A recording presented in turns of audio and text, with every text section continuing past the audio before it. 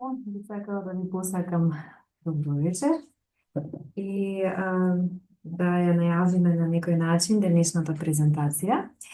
2024 година во Русија е посветена на семејството, односно е прогласена за година на семејството. И по тој повод цела оваа година се организираа најразлични настани, па така и нашиот руски центар сакаше да еве даде свој придонес во тоа глобално обележување на 24 година како година на семејството. И по тој повод многу сме среќни што нашата покана за денешното предавање ја прифати професорката Екатерина Терзиовска од катедрата за славистика, која што нели низ разговорот како да го поврземе, да ја поврземе годината 24-та година на семејството со нашето денешно предавање, решивме дека ќе биде најдобро да ги поврземе со имењата на Петар и Февронија, кои што се исклучително значајни за руската култура. Некои може би се запознаени, а некои не, така што сметавме дека ова ќе биде еден убав начин, една убава прилика, оние кои што досега не слушнали и не се запознани со овој дел од руската култура, на денешното предавање да чујат нешто повеќе. И препуштам сега збор и живејте. Добро вечер, уште еднаш и од мене. Како што најави мојата колешка Билјана, вечера ќе зборуваме за сопружниците кои живееле пред речиси 8 века. А до ден денес се почитуваат широм целата Русија. Значи ќе ја славиме љубовта. Почнувајќи од 2008 година, на денот на спомен за нив, на 8 јули се одбележува и се слави семејството, верноста и љубовта. Овој празник е потсетување на вечните вредности за бракот, кој за жал во наше време доживува голема криза. Датата на празнувањето не е случајна. Токму на 25 јуни по стариот календар, 1228 година, а по новиот календар на 8 јули, починале светиот Петар и Февронија Муромски. Муром е град кој се наоѓа на околу 300 километри источно од Москва. 3 века подоцна, за време на владење на Иван IV Грозни, познат владетел, а на барање од митрополитот Макарий, богословот Јермолај во монаштво Еразм напишал повест за животот на светите Петар и Февронија. Ова дело се ширело многу брзо. Писмените луѓе го препишувале, неписмените го прераскажувале во устна форма и многу брзо кај народот стана умилено. Може да кажеме дека тоа е всушност прв љубовен роман. Таков жанр не постоел пред тоа, во кој се испреплетуваат како христијански, така и пагански моменти, но е многу важно дека е напишан во ист период и се смета за еден од најубавите споменици на старата руска книжевност, заедно со словото за полкот Игорев, заедно со словото за законот и благодатта, а во истиот период, некаде во средината на 16 век, се пишува исто така многу познато и важно дело, кој се вика Дамастрој, од протопопот Силвестер, и е теоретска и духовна база за животот во едно семејство. Но да почнеме со самата приказна за повеста, нели, животот, житието на светите Петар и Февронија. При крајот на 12 век во градот Муром управувал кнезот Павел, постариот син на Јурий Владимирович. Според народното предание, неговиот помал брат Петар успел да го победи змејот, кој ја вознемирувал сопругата на кнезот Павел, на постариот брат, Марија. Змејот, кој е најголем непријател на човечкиот род, ќе го видите потоа и во филмчето што ќе ви го покажеме,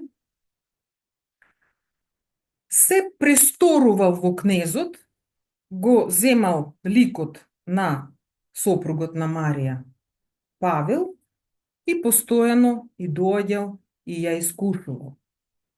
Таа веднаш му се пожалила на мажот и кнезот Павел почнал да размислува како да се спасат од змејот, што да прават. Тој ја подучил жената со мала лукавост, со ласкање, да дозне од самиот змеј, да го праша, па ти нели знаеш се, дали знаеш од што ќе умреш, од што би загинал? И змејот самиот и кажува на Марија дека ќе загине од рацете на Петар од Агриков меч. Што се случува понатаму? Петар сфатил дека се работи за него и дека тој е повикан да помогне на братот и на семејството. Тогаш тој дознава од ангелот каде се чува во олтарот на една црква, каде што често се молел, се чува Агриков меч. Го наоѓа и го убива змејот. Но крвта од змејот прснува врз него и во тој момент тој се заразува со некоја тешка болест. Веројатно во тоа време тоа била лепра, затоа што целото негово тело се покрива со рани. Лекари од целиот свет залудно се обидуваат да го излечат, но не успеваат во тоа. Петар се повеќе страда и се обесхрабрува.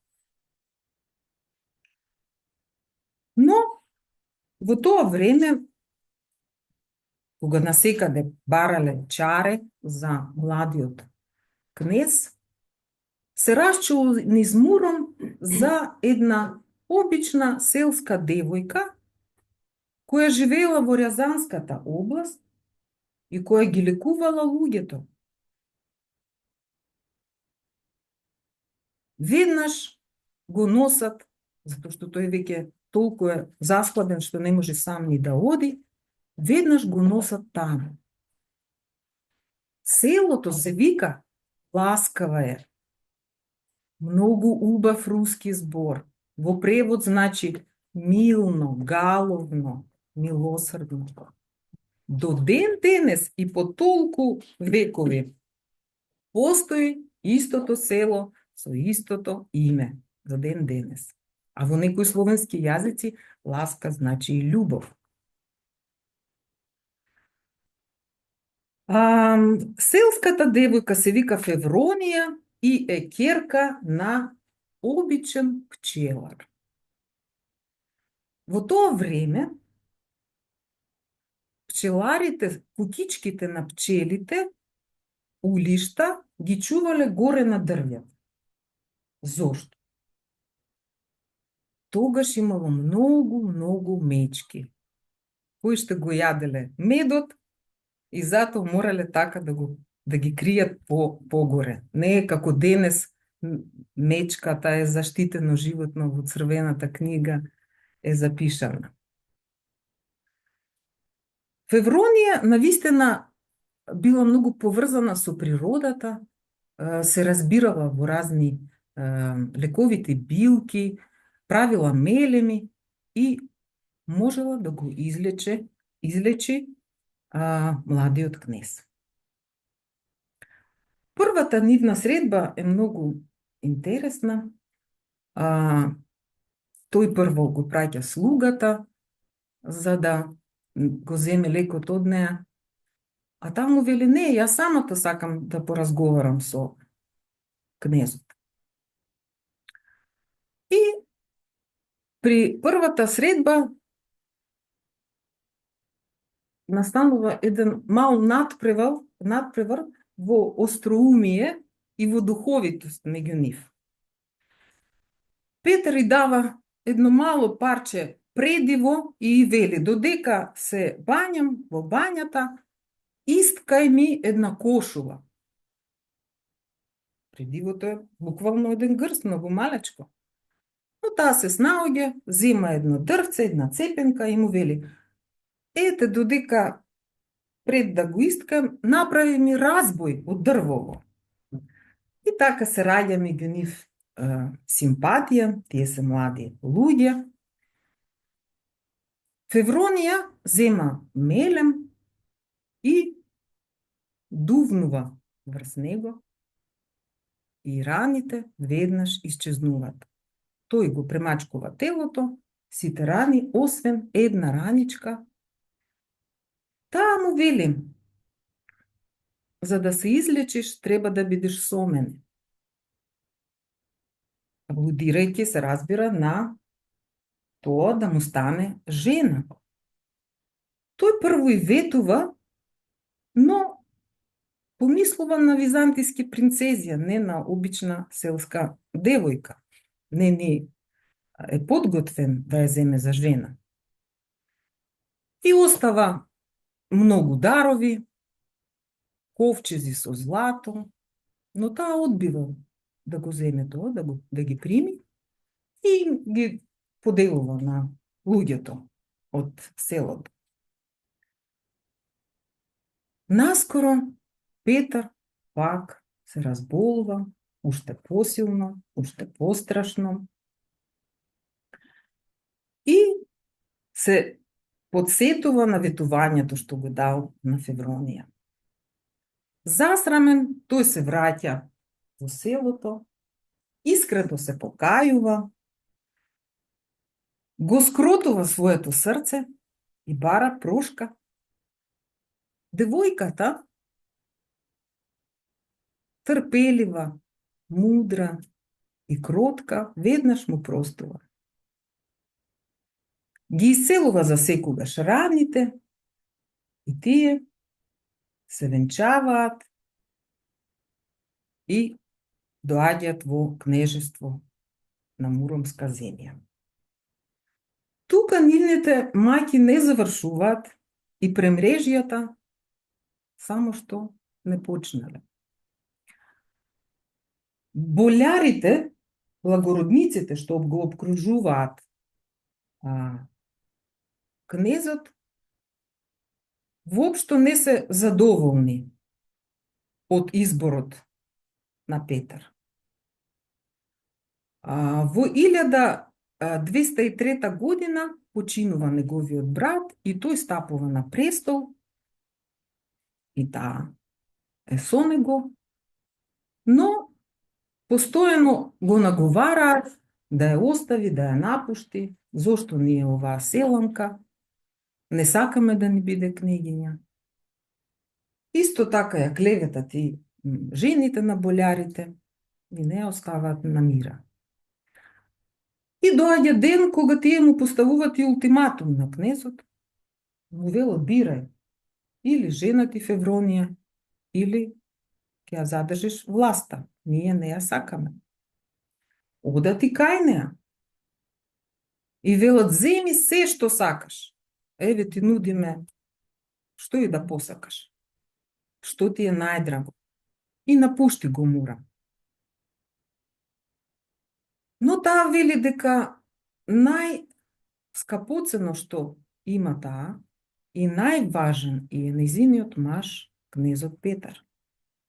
Тој исто така не се одрекува од неа, туку се одрекува од престолот и тие заедно отплувуваат по реката Ока во непознат правец.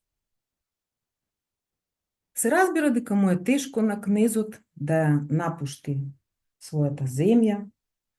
Тој се грижи за иднината, се плаши од неизвестноста, но премудрата Февронија му дава утеха, го поддржува и му вели да се надева на Божјата милост и никогаш да не се обезхрабрува.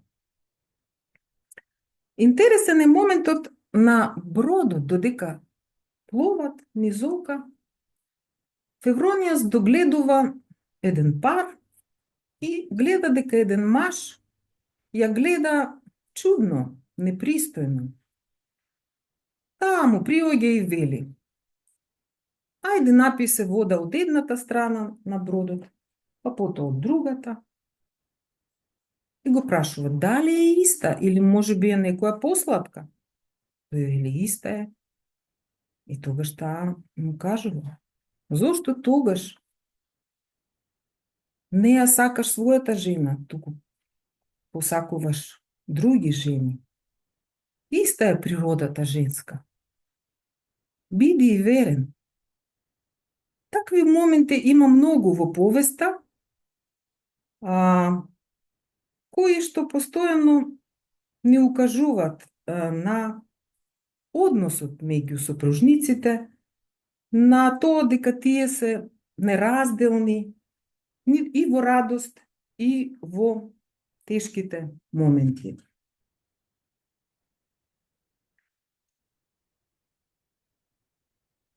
Што ќе кажеме уште за нив?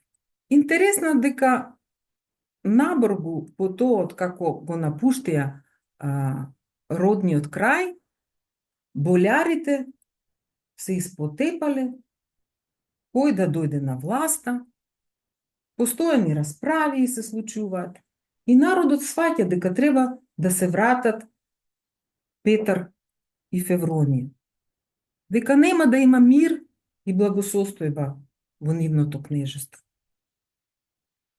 И тие одат по нив и ги молат да им се вратат и да управуваат со Муром. Се разбира, Петар и Февронија се враќаат назад и управуваат многу праведно долги години, помагајќи им на немокните, лекувајќи ги болните, споделувајќи го богатството со сите сиромашни и така до самата старост. Во тоа време било вообичаено возрастните луѓе при крајот на својот живот да се замонашат. Така и Петар и Февронија се замонашуваат. Тој станува Давид, го добива тоа монашко име, таа станува Ефросинија и мислам дека зборуваат и со мислите меѓу себе, контактираат, иако живеат во различни манастири. Едниот во машкиот манастир, Ефросинија во женскиот, се договараат дека ќе умрат на ист ден и ќе бидат заедно погребени. Кога доаѓа тој ден, Давид, монахот Давид, и праќа абер дека еве се подготвува веќе овој земски живот да заврши, но таа му вели: чекај малку, морам да го довршам везот на еден црковен покрив што го везе.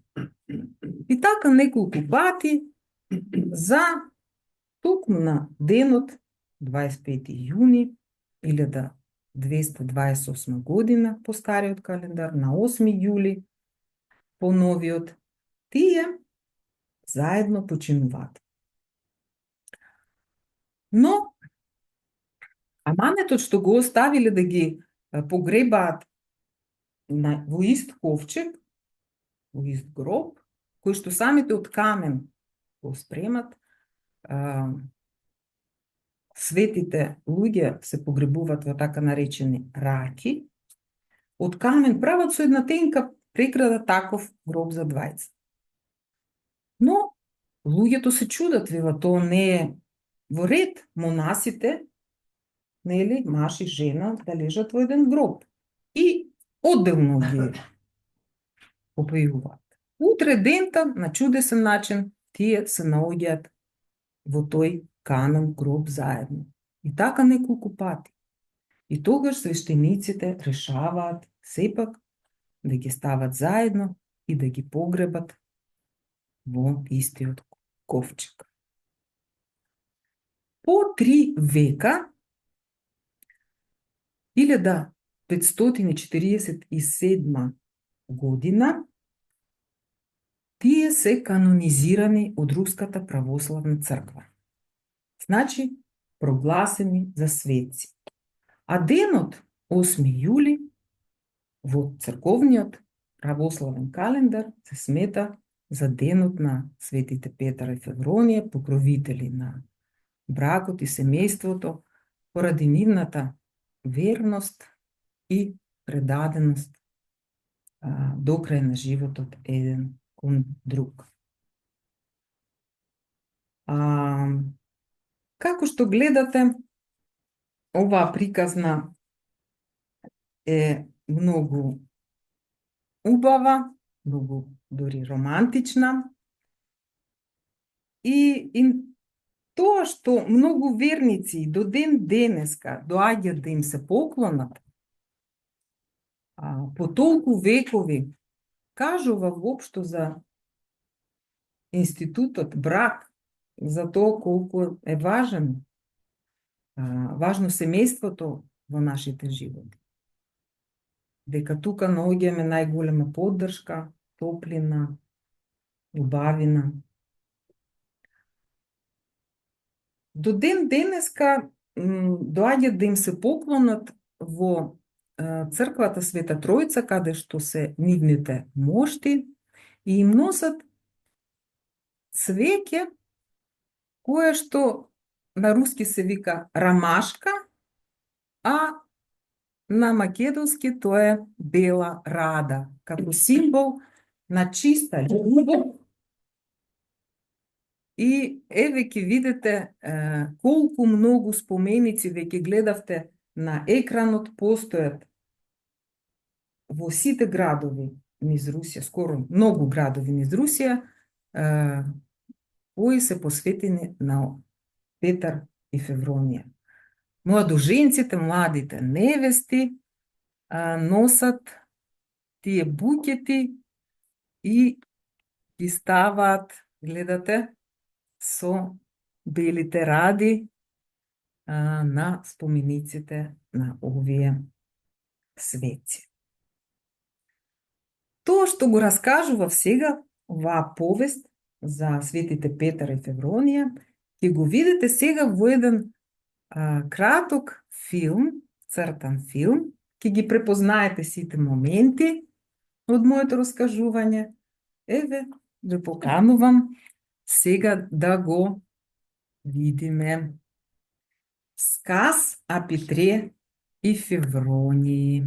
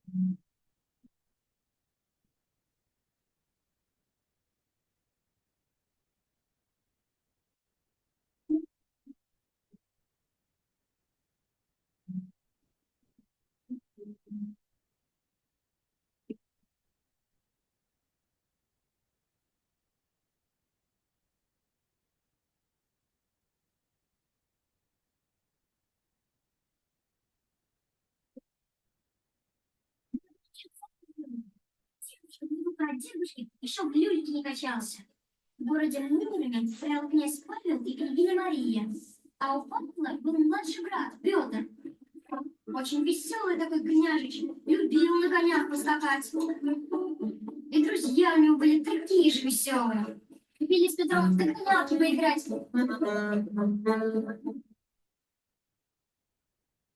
Девчонками пошалить любили. А девчонки не всегда их шутки понимали и обливали их водой. А Павел занимался Така 80% разбират русских язык. там всякое. И домой приходил очень поздно. А его жена, Мария, все время ждала его, ждала. А он все на работе, да на работе. Вот однажды в этих краях появился змей. Как рода человеческого. И этот змей летел, летел и думал, как такое зло сделать этим всем людишкам?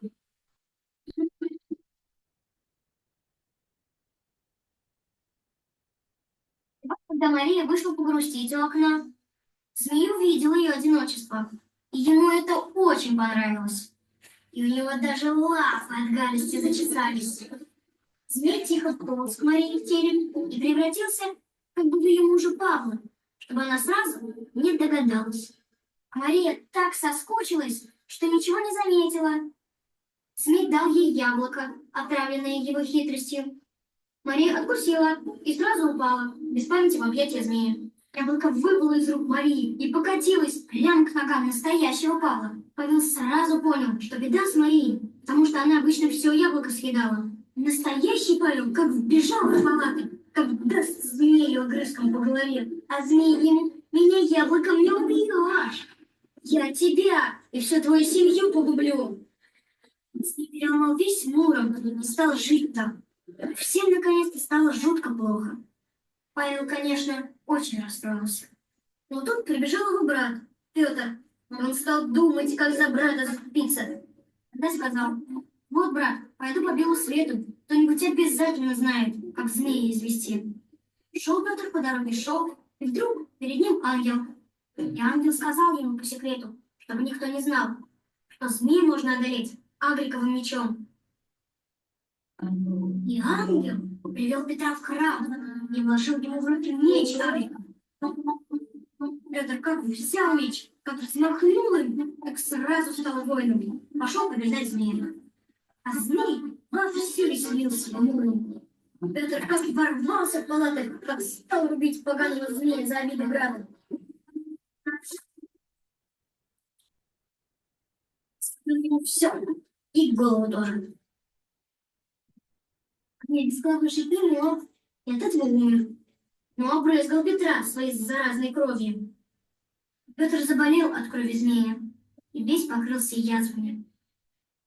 Павел с Марией за врачами со всего света послали.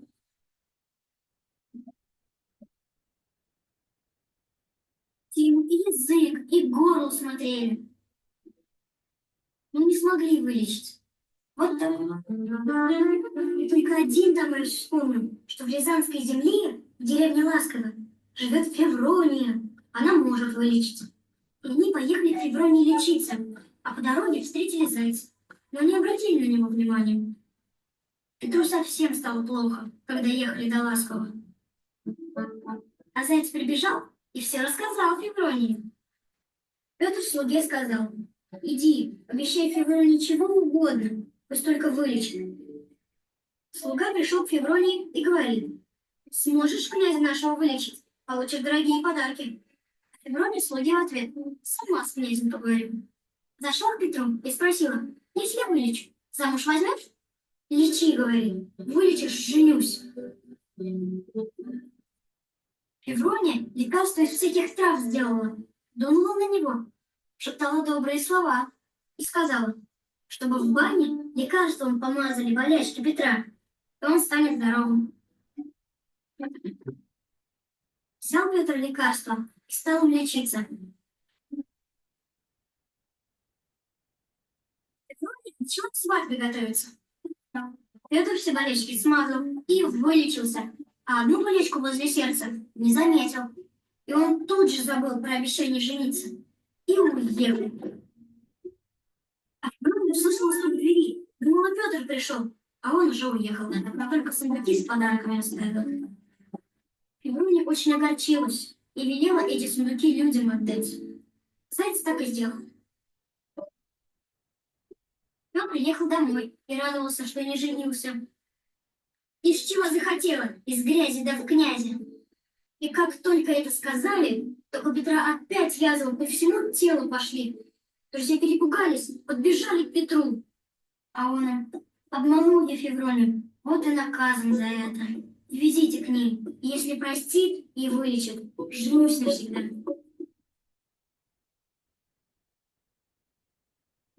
Друзья принесли Петра в дом, а Феврония им строго: идите в одну, я сама его лечить буду.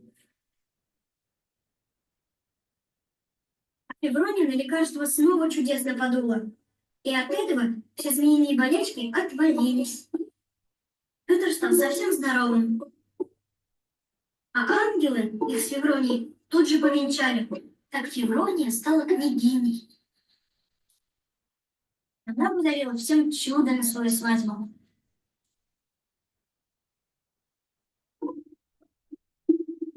И свадьбу начали праздновать вместе с братом Павлом.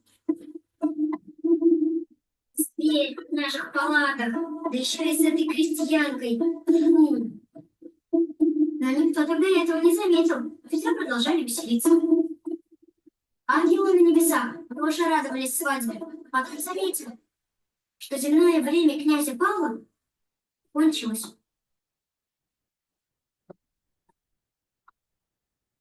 И тогда мы спустились и забрали его к себе на небо. И этим очень расстроилась и ушла в траур. Ну и по законам того времени Муромом стал править младший брат, князь Петр. Феврония в дела государственные не вмешивалась, но Петр принимал всякие решения только после совета с ней. Вот решили они вместе часовню в память о брате Павле построить. А бояре были страшно недовольны, что Петр с женой советуется. Но когда стол в палатах накрывали к обеду, у бояр слюнки текли, любят даром поесть. Феврония всех к обеду пригласила, хлеб на стол подала. А бояре как стали все со стола руками хватать. Вообще вели себя как попало. Поели, встали и без спасибо ушли. Только крошки на столе остались. Феврония все крошечки собрала, а бояре это видели. Сказали, как была нищей крестьянкой, так и осталась. Феврония крошки превратила в хлеб. А боярыни вслед ним дразнились.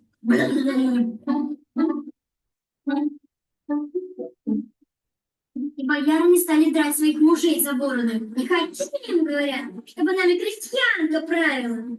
Бояре прибежали к Петру и кричать стали: если хочешь быть нашим князем, возьми другую жену. А Петр им: скажите ей это сами. Бояре к Февронии сундуки притащили и говорят: бери сколько хочешь и уходи посвояси. Ну и вы отдайте мне то, что попрошу. Бери, говорят, что хочешь. Ничего мне не надо от вас, кроме мужа моего Петра. Петр оставил свое княжество и богатство, а Февронию взял за руку и сказал, что их никто и никогда не разлучит. А бояре, как увидели пустой трон, так и бросились на перегонки княжеское место занимать. Стали друг друга лупить, и жены их друг другу все наряды изорвали. Этому под их, а он ему под кумпол, бах, бум! А в лодке, в которой Петр и Феврония плыли, был человек с женой. Тот человек стал с княгиней заигрывать.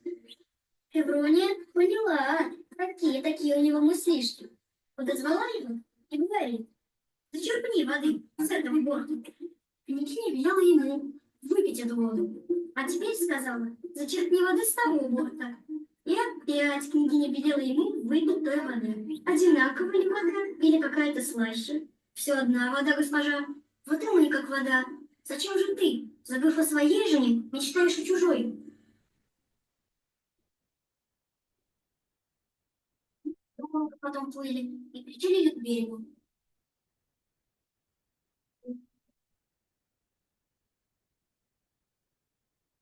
Вдруг загрустил, потому что вспомнил, что без княжества остался. И без ужина тоже. Но Феврония его успокоила. Не волнуйся, говорит. Бог лучше знает, кому дать чего, а у кого отобрать. Ложись-ка спать. А утром, о чем грустил, к тебе вернется. Так и случилось. Утром бояре к ним приковыляли. И завопили в голос: «Прости, князь, прости нас! Все, кто хотел царствовать, поубивали друг друга. А мы умоляем всем народом вернуться в Муром вместе с княгиней Февронией и править нами». Петр и Феврония простили их и вернулись в Муром. Правили Муромом не гневом и яростью, а любовью и добротой. Голодных кормили, бедных одевали, больных исцеляли.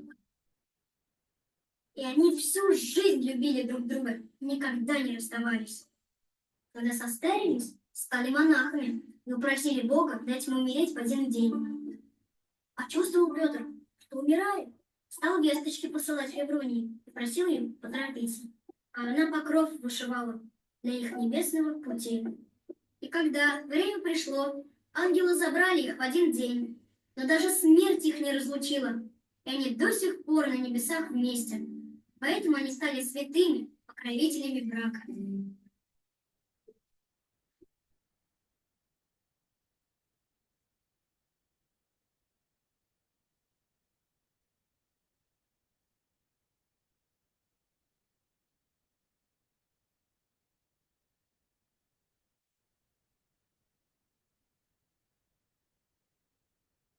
Пише ясно се, нели од расказот можете да го следите и тоа што се случува на филм.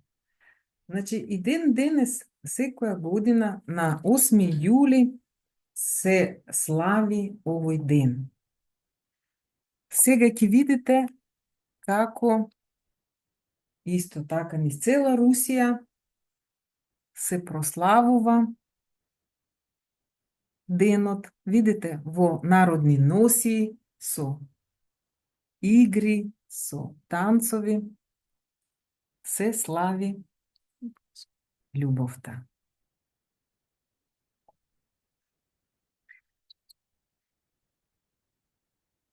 Исто така, парови кои што живеат повеќе од 25 години во брак, добиваат медаља за тоа што останале верни и го сочувале бракот, дипломи и различни награди од самата руска држава, државата. Сега ќе ги проследите. Еве и баба и дедо на мојата колешка Ана исто така прославиле 50 години во брак и добиле таква награда. Така што имаме гледачи. Медал, диплома, да. Многу пари. Да.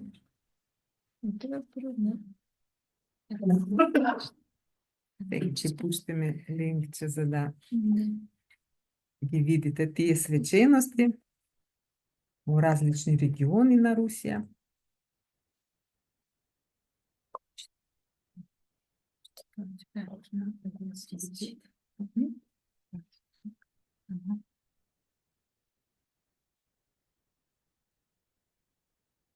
А вие мислите сега. Отметили День семьи, любви и верности в Муроме масштабно. Эве Праздничные Муром. мероприятия проводили по всему городу. Первые лица региона и страны одни из первых оценили главные площадки праздника. А еще они поздравили молодоженов. По традиции в Муром в этот день специально приезжают десятки пар, чтобы узаконить отношения.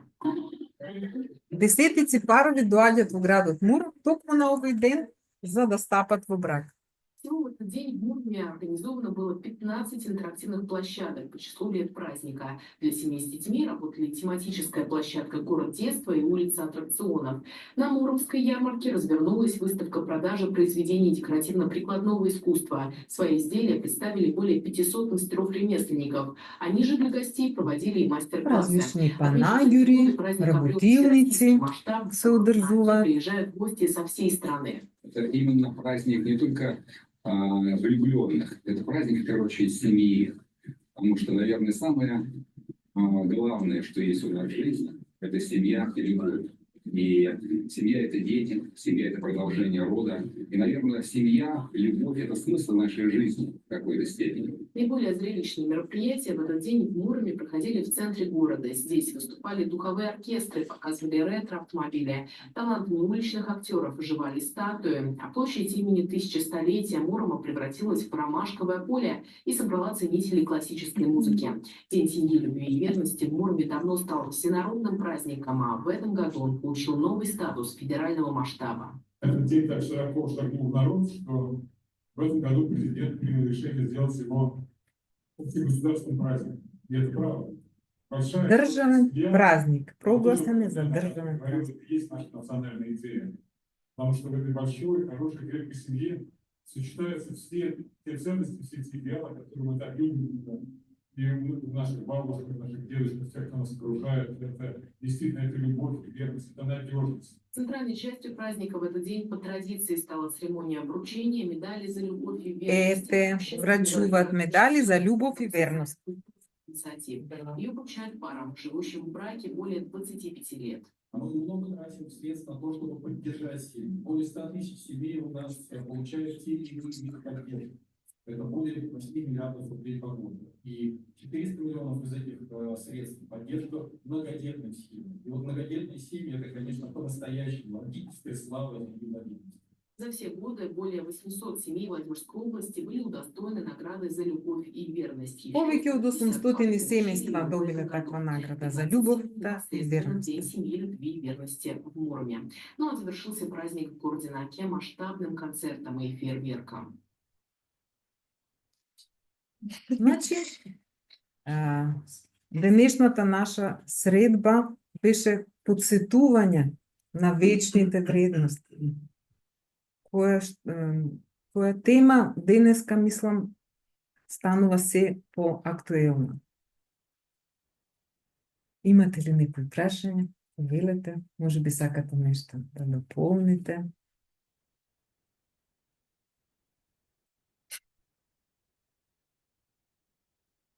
Ви се допадна ли филмчето?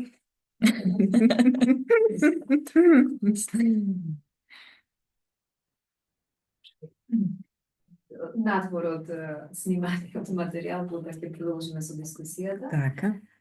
Јас сакам да се заблагодарам од името на Рускиот центар и делам од името на присутните овде за споделената приказна, за споделените информации.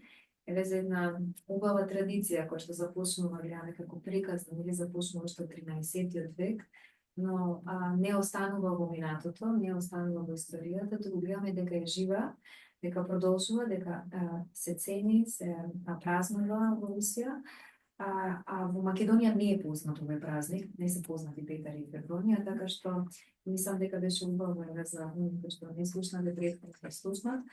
И особено што нели еве тие и целиот празник е посветен на една од најважните вредности, на семејството, на љубовта, на добрината, на верноста. Така што еве на таа една убава позитивна нишка може да завршиме денес. И уште имаш да се заблагодариме.